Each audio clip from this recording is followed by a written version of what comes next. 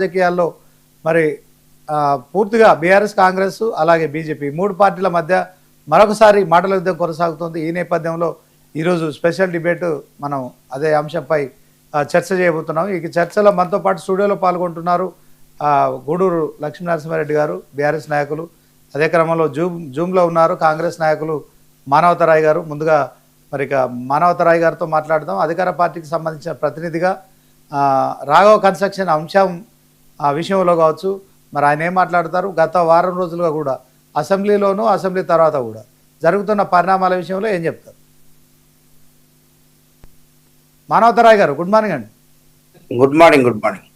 Raghava construction ఇష్యూలో మొన్న BRS party అసెంబ్లీలో ఆందోళన చేయడం, అసెంబ్లీ బయట కూడా నిరసనలు చేయడం, తర్వాత మరి సస్పెన్షన్కు గురైన తర్వాత కూడా అంటే ఇప్పటికి కూడా రాఘవ కన్స్ట్రక్షన్స్ సంబంధించిన అంశంలో మంత్రి పొంగులేటి సంబంధించిన కన్స్ట్రక్షన్ కంపెనీ అది అక్రమ మైనింగ్ చేస్తుందని చెప్పి చేస్తున్న ఆరోపణల విషయంలో ఏం చెప్తారు సార్? పొంగులేటి శ్రీనివాసరెడ్డి గారు అక్కడ మైనింగ్ వ్యవహారంలో ఆయన పైన వీళ్ళెవరు కూడా అక్కడ పొంగులేటి శ్రీనివాసరెడ్డిది కాదు, ప్రధానంగా తిరుమల కన్స్ట్రక్షన్ అని చెప్పేసి వాళ్ళ ద్వారా అక్కడ ఉన్నటువంటి కంకర్ ఏదైతే ఉన్నదో దాన్ని తీసుకొని రోడ్డు నిర్మాణాలకు కానీ అక్కడ ఉన్నటువంటి నిర్మాణాలకు కానీ వాళ్ళు ఉపయోగిస్తున్నారు.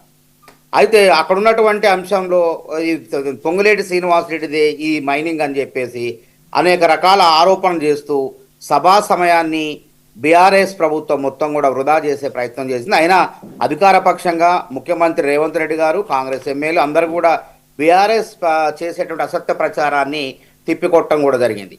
అయినప్పటికీ వీళ్ళు బీఆర్ఎస్ నాయకులు ఫిర్యాదు చేయకముందే దాదాపు రాయల్టీ కింద, పెనాల్టీల కింద వేరే అంశంలో అదే సంబంధించిన దగ్గర ఎటువంటి అనుమతులు లేకపోయినా సరే కొన్నిటికి దాని రాయల్టీలు పెనాల్టీల కింద కూడా చట్టపరంగా రాష్ట్ర ప్రభుత్వమే గనుల శాఖ వాళ్ళు పెనాల్టీ రాయల్టీలు దాదాపు 2.5 అంటే 4 కోట్ల పైచులకు ప్రభుత్వానికి ఆదాయం వచ్చే విధంగా చేశారు.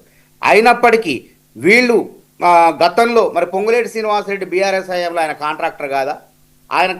ఆయన హయాంలో బీఆర్ఎస్ హయాంలో ఆయనకు కాంట్రాక్ట్లు ఇవ్వలేదా? అంటే మీ హయాంలో పొంగులేటి శ్రీనివాసరెడ్డి కాంట్రాక్టులు చేస్తే సక్రమం. కాంగ్రెస్ ప్రభుత్వంలో ఉండి ఇవాళ పేదవాళ్లకు ఇందిరమ్మ ఇళ్ళు కట్టుకుంటూ ఇవాళ అనూహ్యంగా 1,15,000 ఇళ్ళు నిర్మాణంలో పూర్తి అవడానికి వచ్చినాయి. దాదాపు 4.5 లక్షల ఇళ్ళు లక్ష్యంగా ముందుకు రాష్ట్ర ప్రభుత్వం ముందుకు పోతుంది. అందులో 1,15,000 ఇళ్ళు నిర్మాణం పూర్తి దశకు వచ్చినాయి. ఇట్లాంటి తరుణంలో పొంగులేటి శ్రీనివాసరెడ్డి కాంగ్రెస్ పార్టీలో మంచి పేరు ప్రఖ్యాతులు వస్తున్నాయని చెప్పి కాంగ్రెస్ ప్రభుత్వంలో, కాబట్టి ఏం చేయాలో పొంగులేటి మీద టార్గెట్ చేశారు.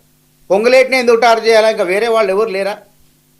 కానీ కావాలని చెప్పేసి పొంగులేటిని టార్గెట్ చేస్తే రాజకీయంగా లబ్ధి పొందవచ్చు అని చెప్పేసి కుట్రతో కుతంత్రాలతో బీఆర్ఎస్ నాయకులు అసెంబ్లీలో ఈ చర్చకు లేవనెత్తి వాళ్లే భంగపాటకు గురవటం జరిగింది. కాంగ్రెస్ ప్రభుత్వం అనేది పారదర్శకంగా ఉంది. మరి గతంలో మరి గంగుల కమలాకర్ ఏంది? మరి అక్కడ గంగుల కమలాకర్ దానిపై ఏం చేశారు? కొద్దిమంది గనుల వ్యాపారాలను ఏ విధంగా బెదిరించేసి బ్లాక్మెయిల్ చేసేసి ఏ విధంగా లోపరుచుకున్నారు, మీ పార్టీలో చేర్చుకున్న వాళ్ళకి పదవులు ఇచ్చారు, పెనాల్టీల తర్వాత ఏ విధంగా వాళ్ళపైన పెనాల్టీలు తగ్గించారు. అట్లాంటి దిగజాడు రాజకీయాలు కాంగ్రెస్ నాయకత్వం చేయదు. కాంగ్రెస్ ప్రభుత్వం ఒక జాతీయ పార్టీ, ఒక పద్ధతి ప్రకారం ఉంటుంది. కాబట్టి ప్రాంతీయ పార్టీలకు చెందిన ప్రాంతీయ ప్రభుత్వం కేసీఆర్ ప్రభుత్వం కర్త కర్మ క్రియ. కాబట్టి ఆ విధంగా వ్యాపారస్తుల్ని, గ్రానైట్ వ్యాపారస్తుల్ని రకరకాల ప్రలోభాలు బెదిరించేసి వాళ్ళ దగ్గర ఉన్నటువంటి ఆస్తులు రాయించుకొని వాళ్ళ పార్టీలో చేర్చుకొని పదవులు ఇచ్చినటువంటి నీచమైన రాజకీయం బీఆర్ఎస్ పార్టీ. కాంగ్రెస్ పార్టీ ఆయన అక్కడ నచ్చక బీఆర్ఎస్లో అణచివేతకు గురవుతున్న తరంలో, అవమానాలకు గురవుతున్న తరంలో కాంగ్రెస్ పార్టీలో ఎన్నికల ముందే వచ్చి బాజాప్తుగా అందరికీ కూడా చెప్తే రాజీనామా చేసి వచ్చి కాంగ్రెస్ పార్టీలో చేరటం జరిగింది. ఇక అక్కడి నుంచి ఆయన పైన కుట్రలు మొదలుపెట్టారు. మరి మీ పార్టీలో ఎంతమంది పారిశ్రామికవేత్తలు లేరు చెప్పండి? ఏ విధంగా దారదత్తం చేశారు? ఇవాళ అత్త సొమ్ము అల్లుడు దానం చేసినట్టు మీ పార్టీలో ఉన్న కార్పొరేట్ శక్తులకు అప్పనంగా ఖరీదైనటువంటి భూముల్ని అప్పజెప్పినా లేదా? అది అవినీతి కాదా? తీస్తాం. అందుకే మేము రేవంత్ రెడ్డి గారు ఏమంటాడు, సరే మీరు అన్నారు సిబిసిఐడితో విచారణ జరిపిస్తాం అన్నాడు. సిబిసిఐడితో ఈ పొంగులేటి శ్రీనివాసరెడ్డి గారి యొక్క వ్యవహారం పైన, గనుల వ్యవహారం పైన, మైనింగ్ పైన, అదేవిధంగా 2014 బీఆర్ఎస్ ప్రభుత్వం అధికారంలోకి వచ్చినటువంటి తర్వాత 10 ఏళ్ల వ్యవహారం పైన కూడా సిబిసిఐడితో విచారణ జరిపిద్దాం అన్నారు.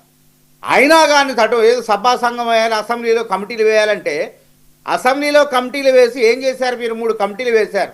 భూముల అక్రమాల పైన రకరకాల 3 కమిటీలు, వక్ఫ్ బోర్డు భూముల అన్యాక్రాంతం పైన కమిటీలు వేసి వాళ్ళను బెదిరించే కనీసం ఏం చేశారో నివేదిక లేదు. అసెంబ్లీలో నివేదిక ఇవ్వకుండా అందులో వాళ్ళని బెదిరించేసి మళ్ళీ వాళ్ళ యొక్క ఆస్తులు రాయించుకొని బ్లాక్మెయిల్ చేయడం జరిగింది. ఇది స్పష్టం. కాబట్టి మంచి పని అయింది. ఈ విధంగా చర్చగా చేసి వాళ్ళ దోకున్న గోతులో వాళ్లే పడ్డారు. కాబట్టి సిబిసిఐడి విచారణ, ఇంకా ముఖ్యమంత్రి గారు ఏమన్నారు, ఇంకా మీరు కోరితే సిబిఐ విచారణ కూడా ఆదేశిస్తా అని చెప్పారు. ఇంతకన్నా పారదర్శకంగా ఏం కావాలి చెప్పండి? కాబట్టి ఏంటంటే ఏదో ఒకటి కావాలి వాళ్ళకి. కాంగ్రెస్ ప్రభుత్వాన్ని బద్నాం చేయాలంటే పొంగులేటి శ్రీనివాసరెడ్డిని ఉపయోగించుకునే ప్రయత్నం బీఆర్ఎస్ పార్టీ చేసి మొన్న సభలో విఫలమవడం జరిగింది. ఎన్నో అద్భుతమైన చట్టాలు ఇవాళ న్యాయవాదులు, గతంలో బీఆర్ఎస్ హయాంలో న్యాయవాదులని పట్ల కనికరం లేదు. ఎంతోమంది న్యాయంలో వామనరావు దంపతులు, అదేవిధంగా మల్లికార్జున రెడ్డి, అదే విజయరెడ్డి నల్లగొండలో ఎంతోమంది న్యాయవాదులు ఈ యొక్క బీఆర్ఎస్ రియల్ ఎస్టేట్ మాఫియాకి బలైపోవడం జరిగింది.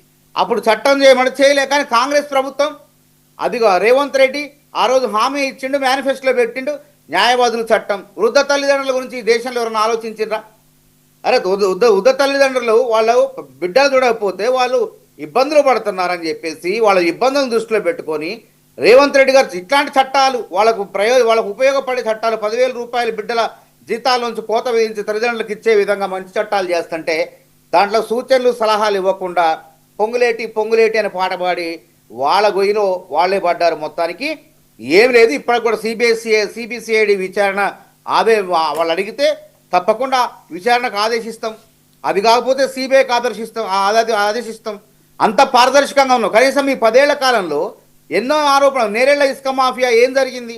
ఎంతమందిని రకరకాలుగా చిత్రహింసలు పెట్టారు అక్కడ. ఆ విధంగా ఎవరు దానికి బాధ్యులు? ఇవాళ రాష్ట్రంలో రియల్ ఎస్టేట్ మాఫియాలో ఉన్నది హరీష్ రావు తమ్ముడు మహేష్ రావు. మహబూబ్నగర్ జిల్లాలో వాళ్ళ బామ్మర్ది సుమను, ఇంకా ఇతరులు కలిసి, వాళ్ళ మామ అందరూ కలిసి ఏ విధంగా అక్కడ ఉన్న పేదల భూములు లాక్కున్నారో, దోచుకున్నారో బాలానగర్ ప్రాంతంలో కళ్ళకు కట్టినట్టు మన కళ్ళ ముందు ఇప్పటికి కూడా ఉన్నది.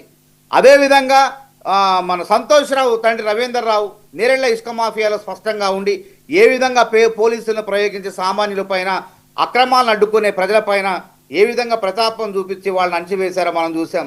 చేసిందంతా చేసి టీఆర్ఎస్ 10 ఏళ్ల కాలంలో ప్రకృతి సంపదను, గుట్టలు, చెట్లు, పొట్టలు, గ్రామ స్థాయి నుంచి రాజధాని వరకు మొత్తం ప్రకృతిని మొత్తం కూడా పీల్చి పిప్పి చేసి వాళ్ళ గుప్పెట్లో పెట్టుకున్నారు.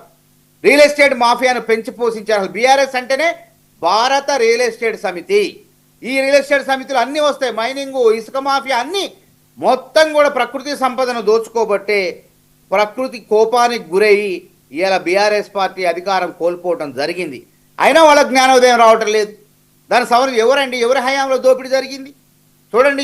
ఇలా బీఆర్ఎస్ హయాంలో ఇలా గ్రామ సర్పంచ్ నుంచి మొదలు పెడితే ఎమ్మెల్యేలు, మంత్రుల వరకు ఇంటింటికి ఒక్కొక్కరికి ఒక ఫామ్ హౌస్ ఉన్నాయి. ఆ ఫామ్ హౌస్ కల్చర్ సంస్కృతిని, విష సంస్కృతిని, మాదక ద్రవ్యాల సంస్కృతిని తీసుకొచ్చి రాష్ట్రాన్ని 10 ఏళ్ళు మరి సర్వనాశనం చేశారు. ఇలా గాడి తప్పిన ఆర్థిక వ్యవస్థను గాడిలో పెట్టుకుంటూ ఒక పక్క అన్నదాతలకు రైతు భరోసా ఇచ్చుకుంటూ, రుణమాఫీ చేసుకుంటూ, అన్ని రకాలుగా మహిళలకు బస్సుల్లో ఉచిత ప్రయాణాలు ఇస్తూ ఈ రాష్ట్రాన్ని అభివృద్ధి పదంలో నడుపుతుంటే తట్టుకోలేక అసెంబ్లీలో వాళ్ళకు అంశాలు ఏవి లేక ఈ విధంగా ఉత్తుత్త ఆరోపణలు చేసి వాళ్ళే అబాసుపాలు కావటం జరిగింది. ఇప్పుడు కూడా వాళ్ళ బండారాన్ని వాళ్ళే బయట పెట్టుకోవడం జరిగింది. ఇప్పటిదాకా హరీష్ రావు తమ్ముడు ఎవరో తెలియదు, హరీష్ రావు మామ ఎవరో తెలియదు, బామ్మర్ది ఎవరో తెలియదు.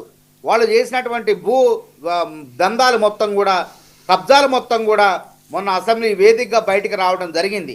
తప్పకుండా సిబిసిఐడి విచారణ జరిగితే 10 ఏళ్ల కాలంలో ఎవరు చేశారు, 2 ఏళ్ల కాలంలో పొంగులేటి శ్రీనివాసరెడ్డి ఏం చేసిండు అనేది స్పష్టత తప్పకుండా ప్రజలకు తెలిపే విధంగా కాంగ్రెస్ ప్రభుత్వం ఎప్పుడంటే అప్పుడు విచారణకు సిద్ధంగా ఉన్నది. వెంటనే మళ్ళీ అసెంబ్లీ కాంగ్రెస్ తోక ముడిచారు. ఆధారాలు ఇవ్వండి, ఎక్కడున్నాయంటే ఎవరు ఆధారాలు ఎవరు ఉత్తత్త ఆరోపణలు చేయటం, నోరు ఉంది కదా అని చెప్పి నరం లేని నాలుక ఇష్టం వచ్చినట్టు మాట్లాడి కాంగ్రెస్ ప్రభుత్వం పైన, పొంగులేటి శ్రీనివాసరెడ్డి పైన దుష్ప్రచారం చేయటం, విషప్రచారం చేయటం జరుగుతుంది.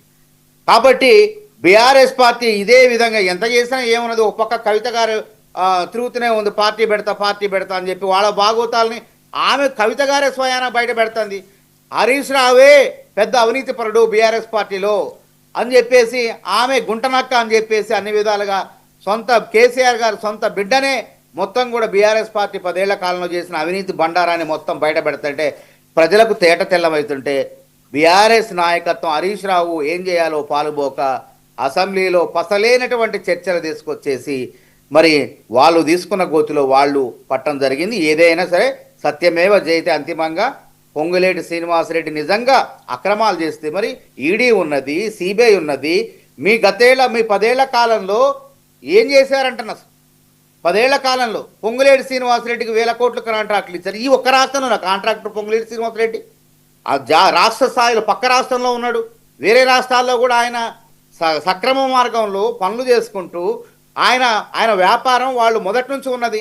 ఆయన రాఘవ కన్స్ట్రక్షన్ నుంచి బాధ్యతల నుంచి శ్రీనివాసరెడ్డి గారు కూడా తప్పుకోవడం జరుగుతుంది. వాళ్ళ కుమారుడు కూడా తప్పుకుంటుంది. అది దాన్ని వదిలిపెట్టేసి వాళ్ళ కుమారుడు, వాళ్ళ కుటుంబ సభ్యులు, వాళ్ళ తమ్ముడు వాళ్ళ బాధ్యతలను తీసుకుంటున్నారు.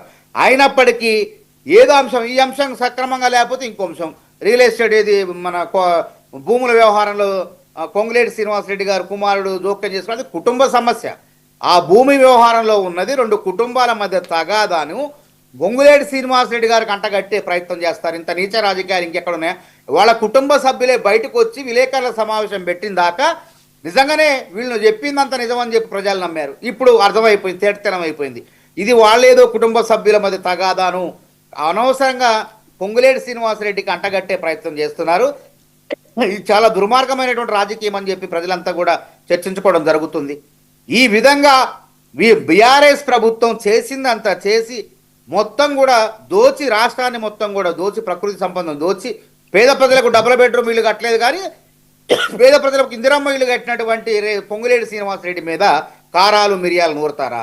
ఇలా పేద ప్రజలకు డబుల్ బెడ్రూమ్ ఇల్లు కడతా అని వీళ్ళు ఫామ్ హౌస్లు కట్టుకున్నారు, పార్టీ కార్యాలయాలు కట్టుకున్నారు, ఓకే థ్యాంక్ యూ. సో మళ్ళీ మీ దగ్గరికి వస్తాను. మరి ఒకసారి లక్ష్మీనరసింహారెడ్డి గారితో మాట్లాడదాం. బీఆర్ఎస్ పార్టీకి సంబంధించి ఆయన చేస్తున్న ఆరోపణల విషయంలో సో మొత్తం అయితే నోట్ చేసుకున్నారు కదా. పొంగులేటి శ్రీనివాసరెడ్డి అనేది